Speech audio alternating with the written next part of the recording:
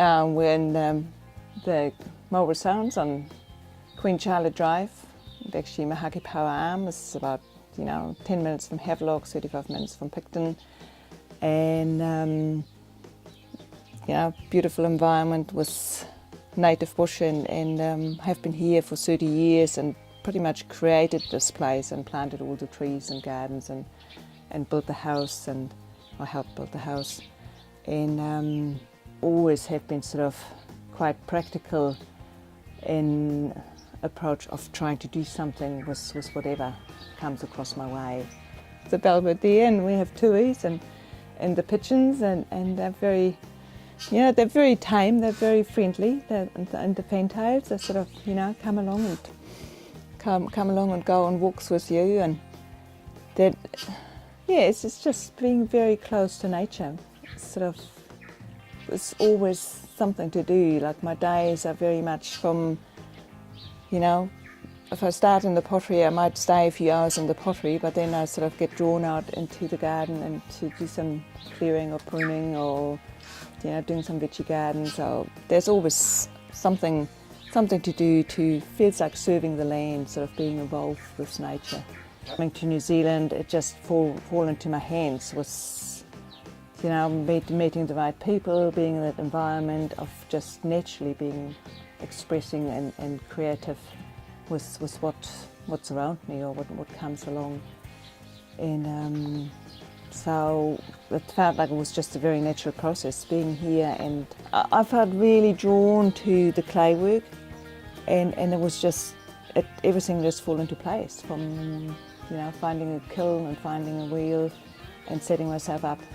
Came to the clay work through exploring and experience and training myself from making small cups for quite a while to just increase my ability to throw and turn on the wheel to and what I'm doing now is very much that I'm sort of doing domestic wear from cups and bowls and plates and but also venturing out, doing some more artwork, wall art.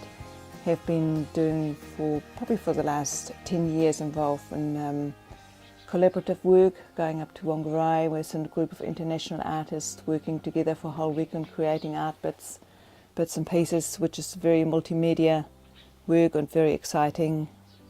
And I think since then I've very much started moving more into sort of more artwork and sculpture work and wall art. But I do enjoy just working on the wheel, and I have been doing cups for like Hopo Sports down the Sounds for the last probably 15 years, where they always want to have like 100 cups to give away as prizes, and every year I design another design for their mugs, what they give away. So, and I pretty much try to give everything a go, whatever sort of people want. I said, well, I'll give it a try.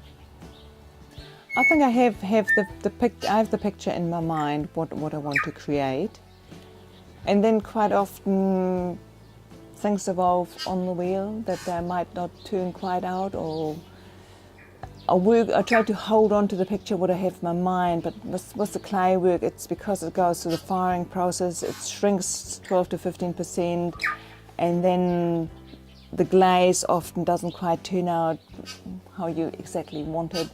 So I have to stay open, have to stay flexible, and it's sort of every time you open the kiln, it's a bit of a surprise. So that and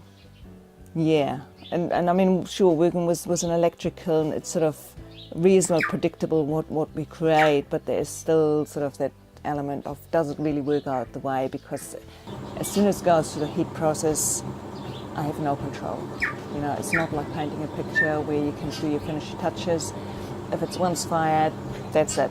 You love it or you hate it, or you dump it, or you like the blues and the turquoise. So it's a colour it resonates with me. And then the other thing is, if you have worked out, I'm mixing up my own glazes. If you have worked it out that the glaze fits with the body of the clay, because the clay is shrinking, the glaze is shrinking, so it has to very much match and and then you often stay with that glaze what you have mixed up, and it sort of becomes your signature a little bit on that. I mean, this is obviously different glazes. That the blue is more cobalt black glaze, and this is sort of more like barium and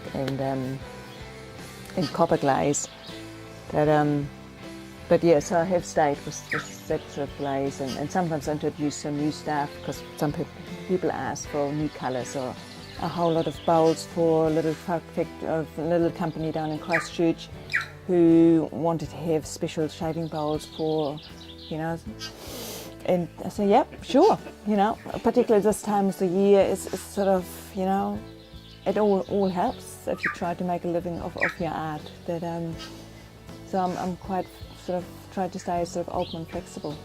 I think it's just like, for me, being here and just feeling so grateful of being able to live here and be creative and be in this environment, and just every morning I just wake up with gratitude to just, and being my own boss and being able to live life. And it doesn't matter if it's what day of the week it is or what time it is, because everything is just a flow. So, yeah, farm in Germany, and it's very beautiful too, and I just have been there. And I think it's always a connection to the land, to nature, that I sort of carried with me. And if you make that step to leave your home country, you don't know what you're doing. And I'm sure it is something being connected to the earth, and it's a constant digestive process of even dealing with having left my home country, left my heart there, and really connecting here with the earth and being at home with myself and being at home here. That one to just be, at ease and peace with myself, and I'm just feeling incredibly lucky, I explored all sorts of different mediums, from materials and sewing and dyeing and weaving and spinning and making little dolls, and that I think I always have been creating something out of something. And the clay just really came to me. That was, that person sort of asked me if I could teach her some German, and she was a potter, and it was just like, it came to me, the clay work, and it just drew me in. And it's a bit like, it's one thing working on the wheel where you sort of, you have to be so centered and focused that things turn out, because otherwise it falls off. And it's the same, like if you do a sculpture, the clay absorbs you and time just disappears. You just don't know where you are. That it has very much a power on the strengths by itself, what draws me, and it doesn't do it for other people. And then here it is, you can go down to the beach, you can dig out the clay here, so you can be so connected with nature. It's just amazing. In this time and age where everything is just sort of so out to have it like, what's the word, that instant satisfaction of wanting and having money and paying for things, to actually go with process. Like when I do something with clay, it's like I'll probably touch it at least 20 times with my hands. It has to go through a drying process and 2 firings and glazing process. So it's a real process of evolving and creating in the process, which is, it's just a process of life. It's just like, being alive and living with nature, of having different times of the years and just moving through and producing your own food, and it's all a process. We can't harvest anything if you don't put a seed down. So that's probably what I really enjoy on that sort of work as well. It just draws me in again and again. Like I wake up in the morning and, sure, I like to have a good cup of coffee, but next thing I'm out in the shed, and sort of, because there's always something that needs to be finished off and needs to be worked on. Sort of the thing, sure, on one hand I can say, yes, we're living in this society, and yes, I'm creating some artwork which is probably superficial, surplus. We don't need any more stuff.